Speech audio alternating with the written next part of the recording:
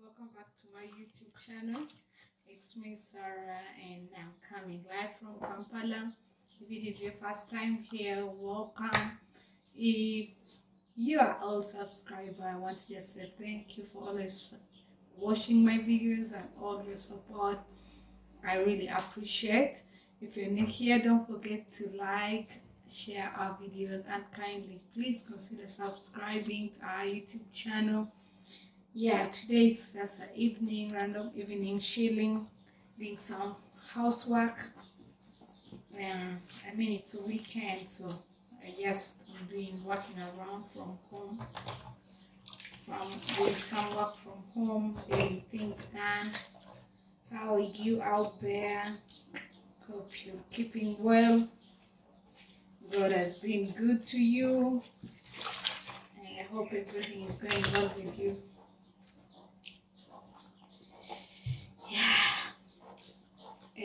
This is around back about time. I just wanted to share with you guys a small story time about my wedding and how we did a wedding before really paying the bride price in Uganda. If you know, if most African countries, we do have the bride price whereby you do pay for the bride price before you do the wedding, the church wedding or the civil wedding. The same here in Uganda.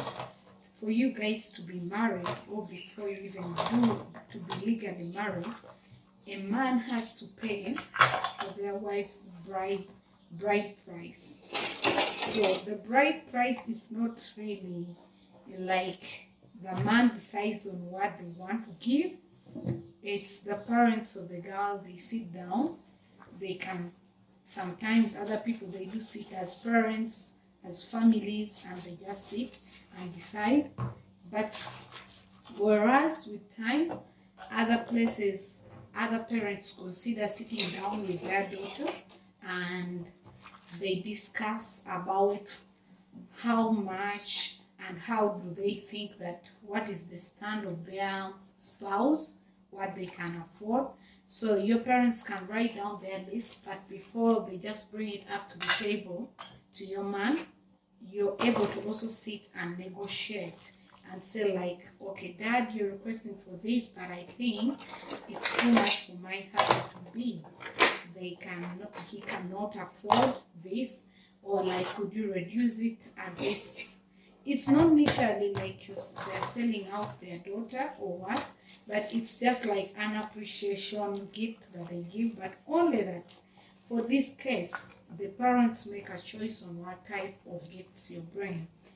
Now, in my culture, that is mostly even in Uganda, we use cows to pay the bride price or the dowry.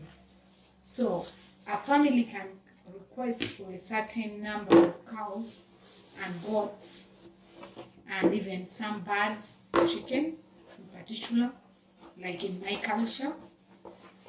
And there are some cultural clothes that you have to bring. Yes, you have to bring even clothes. Now for the man, to add on that, always people add in furniture. You bring in furniture, you could bring the couch, the sofa set. Here we call it sofas. It's very hard to find that people call it the couch, so we just call sofa set. Yeah. So you bring the couch, you bring the sideboard or the cupboard, because most homes still here, we don't build houses really like in our village homes. Most of them don't have an inside kitchen, so that it has cabins and what. So we bring cabins, portable cabins that people used to keep the utensils at home, and you can buy a TV. That one, when it comes to the things. Now with time, those days, it is very traditional in my culture that the man does bring paraffin, because like those days they accounted that our parents used a lot of like the paraffin lamp to light during the time washing over the baby in the night. So it's very traditional that in our place you have to bring as small as the razor, a razor. Yes, in my culture you have to bring a razor, even a safety pin. I don't know why, but it's very traditional. You can see how detailed it is. And honestly, to me, I wouldn't think a lot that they need to give out that, but it's kind of our culture that it's like this a certain prestige and pride that a girl gets here when your husband pays your dowry. And what I really wanted to ask, have you ever got like a challenge? Girls who are dating, who are married, African girls that you married with white people, what was it a challenge for you to work on, like when it comes to the dowry part, our family's expectations? How do you stand the family's expectations of dowry when it comes when you marry a mixed race, especially the whites? Because as to me, my father, I'm very lucky. My dad is very understanding. My brothers have been very so understanding, and they know. Of course they know my husband, and they know him. He's such a nice man. He was like, he's more than ready to give anything because he loves me, and it's not about even anything, but we just love each other. But when it comes to dowry in my culture, it's not just my father that speaks about what it's supposed to bring. This involves some of my uncles, my aunties. In fact, other people even will involve a lot of cultural leaders, because the dowry is not only given to the father. In my language, in my culture, sorry, you find that my uncles, my aunties, whatever you bring has to be divided into among the entire family. My grandparents, like, because there's this belief that we say, and I think it's a general say, not an African say only, that a child is brought up by a community. And yes, apart from right now that people, we are growing up our children in town, behind gates. Before those days, really, the time I grew up, I'm not that old, but I meant by the time I was growing up, at my young age, I lived in the village where my mother used to work. So most of the things, it was like very communal. Is that what I could say? Yes, communal, because like it involved a lot of people in the community, whereby you find that mom is not around, has gone out for a seminar back to the city in Kampala here for several days. My mother was a nurse. So it could involve, like, she can just say to someone, our neighbor in the village, that could you look out for my kids for these days? And someone will definitely, without anything, without any other extra whatever, hesitate and just comes in and dives in to take care of us for those days. So you find that what my challenge is that right now, when I've reached the time of getting married, there are a lot of people involved around that, and when people hear you're married to a white man, people's expectations are high here, guys. Like, people think you are bringing dollars. People think you've made it in life. People think like everything, if it is like, people look at it as wealth. So when it comes to the dowry, people's expectations are too high. And sometimes, the funny part is that most of our spouses may never get to know what we go through behind that, the pressure we go through with other family members, that their expectations are high and they expect this and they expect that. And sometimes you just have to work it on your own and know that, how do I deal with this? How do I deal with that?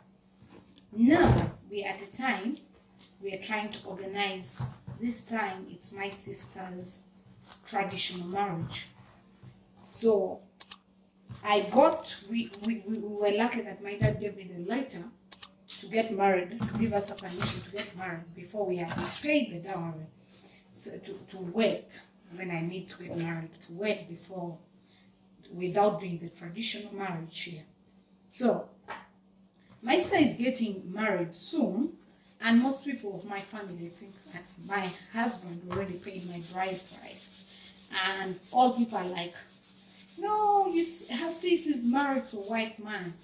Everything they're gonna handle it like this. Wow, dealing with people's expectations can be hard. And sometimes can be very troublesome, like when you sit down and what people think. Okay, let me tell you a funny bit of it. Some of my family members think I stay in a flat. Maybe I had someone say that I'm riding on a hammer. I'm having many cars, lots of cars. I live in a bungalow. But on reality, I'm here cleaning my own utensils with my hands. No one helping me. And yet people in my home, in the village, they expect that I have maybe mates moving around and doing everything for me. Guys, it's hard to deal with the family's expectations, that's the truth. You try, but you cannot just prepare them for whatever is they keep on expecting, and then they think this has to happen this way and this way and this way, and wow, sometimes it's like, say, I wish I never introduced my spouse to everyone. Yeah, to a certain extent I feel that way. Because when you're dealing with people's expectations, sometimes you just feel like no one is understanding, and anyway, they are not ready to understand what you're going through. It's their expectation. When they see white, they see money. Oh, this is me just blabbering. I just wanted to share what is on my mind. I mean, I'm home with the chicks and the chicken, and what can I do? Let me show you guys our chicken.